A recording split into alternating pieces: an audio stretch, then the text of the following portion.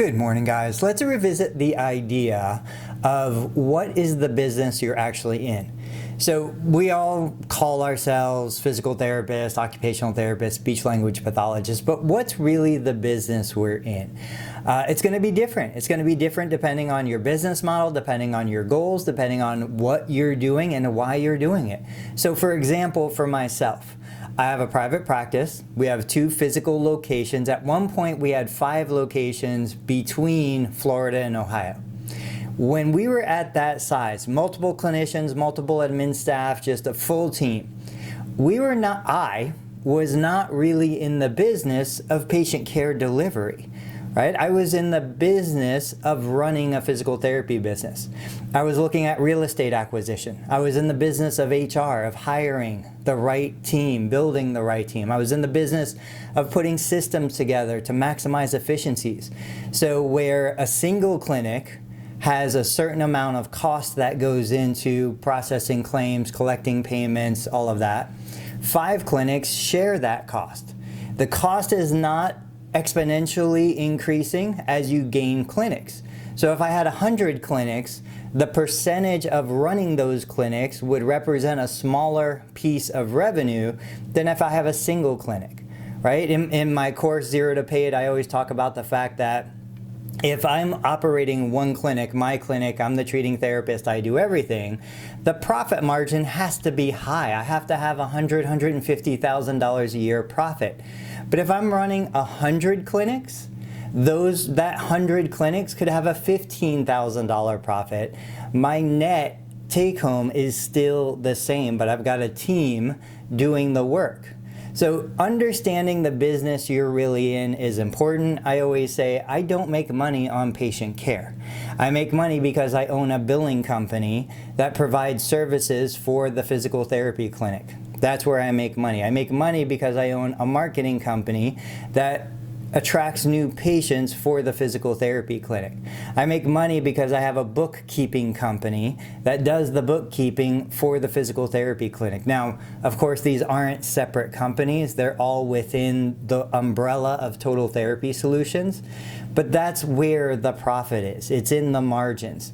So if I was outsourcing my billing and collections for 5 or 7%, and I was outsourcing my marketing for 10%, and I was outsourcing my bookkeeping, accounting, all of that other stuff for another 10%, I'm out of profit. There's nothing left.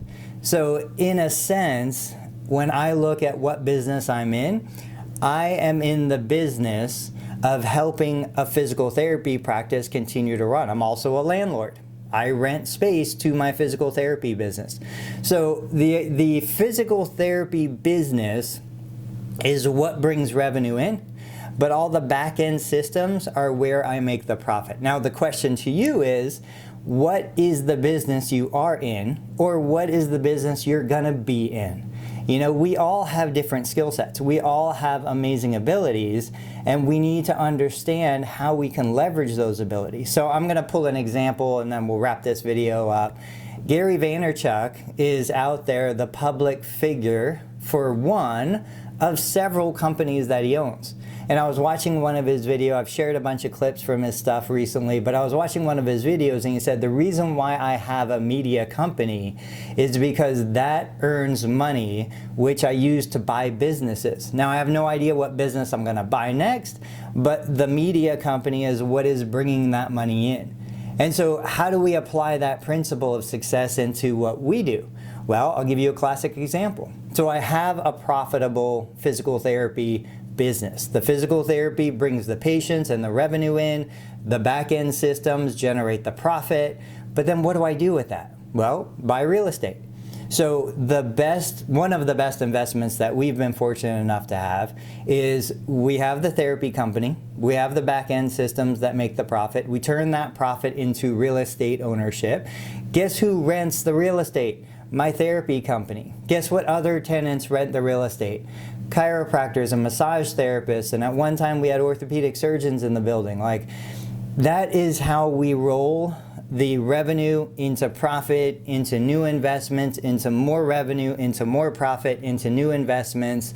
But if you don't understand any of that, if that's all foreign to you, then just like, you know, somebody who doesn't know what they don't know, you're kind of setting yourself up for dangerous waters ahead. So what I would say is take a minute, take a step back. Understand that delivering therapy services is something you absolutely love. That's great. I'm passionate about it. You're passionate about it. But then how do we take that and turn it into, or protect it? So first, how do we protect it so that I'm not treating patients to earn a living? I'm treating patients because I love treating patients. Where do I earn my living? And then leverage an actual machine, a money printing machine that we call a business, so that if something happens to you, if something happens to your family, you have to step out of the day-to-day operations, you can do it because the business will continue to run without you. Final thought, the E-Myth Revisited book, Work on Your Business, Not in Your Business. These are universal concepts. It doesn't matter what business you're in, doesn't matter what profession you are talking about. Once you understand the basics of business, of value creation and value capture, you're going to be golden, right? That is the process of teaching you to fish. So guys, I hope this was helpful. I hope this maybe inspired some new ideas, some new thoughts, some new concepts.